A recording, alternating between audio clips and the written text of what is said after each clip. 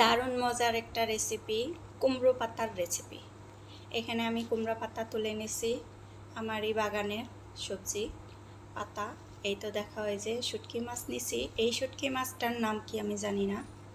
নাম নাম না ছাড়াই, মানে নাম না জানা ছাড়াই খাইতেছি। লম্বা লম্বা লেজ। এখন আমি শাক পাতাগুলা সুন্দর করে কেটে কুটে বেছে নেব। একটু লাল লাল হয়েছে, সাইডে সাইডে পাতাগুলা মরা মরাও হয়েছে। তারপরেও কুমড়ো পাতা যেহেতু সুন্দর তাজা তাজা, আর কাঁঠাল বিচির সাথে দিয়ে 2টা আলু দিয়ে শুটকি মাছ দিয়ে রান্না করব। রেসিপিটা দারুণ, খুবই সুন্দর।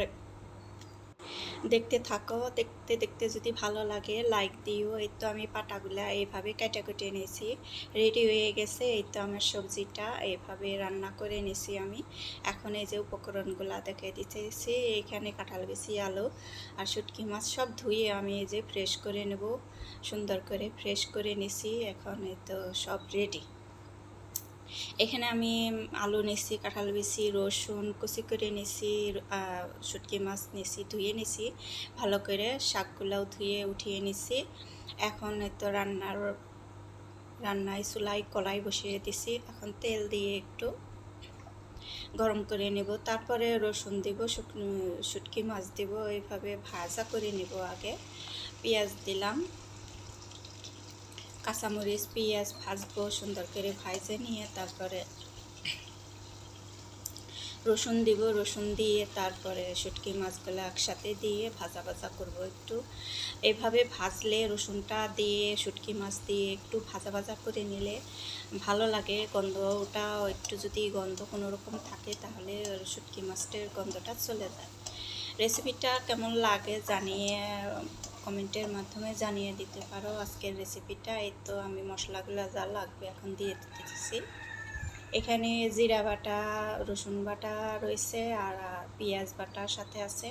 এই তো হলুদ মরিচ ধনিয়া একসাথেই ছিল, ওইটা আর কি দিয়ে দিলাম। এখন এই তো কিছুক্ষণ ভাজা ভাজা করে নেব। পরিমাণ মতো লবণও দিয়ে দিলাম সাথে। এখন এই তো একটু পানি দিয়ে কষিয়ে নেব। কষাইতে কষাইতে তারপরে সুন্দর করে একটু কষানো লাগবে। তারপরে এইগুলা মানে কাঁঠাল বিচি আলু তো একটু শাকের সাথে দেরি হয় সিদ্ধ হইতে, তার জন্যে আর কি আমি কাঁঠাল বিচি আর আলু দিয়ে একটু ভালো করে ভুনা করে নেব। তারপরে একটু সিদ্ধ হয়ে আসলে পরে শাকগুলা দিয়ে দেব, শাকগুলা দিয়ে কিছুক্ষণ রান্না করব। শাক তো গাছের শাক, সার দেওয়া না কোনো সবজিতেই। সুন্দর একটা রেসিপি। ভালো লাগলে লাইক দিও আর ভালোবাসা দিও, পাশে থেকে যাইও। নতুন কেউ হলে সুন্দর একটা কমেন্ট রেখে যাইও, তোমার বাসার ঠিকানা, তোমার পরিবারের ঠিকানা।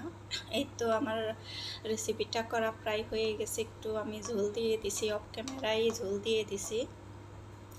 এতটুকুই ঝোল দিতে হবে, জেল দিয়ে যে একটুকু থাকে শুকিয়ে জাল করে জাল করে নেব। 10-15 মিনিটের মতো জাল করে নিচ্ছি। এই তো শুকিয়ে উঠছে। এখন আমি রেসিপিটা হয়ে গেছে, নামিয়ে নেব। আজকের রেসিপিটা কেমন লাগলো জানিও।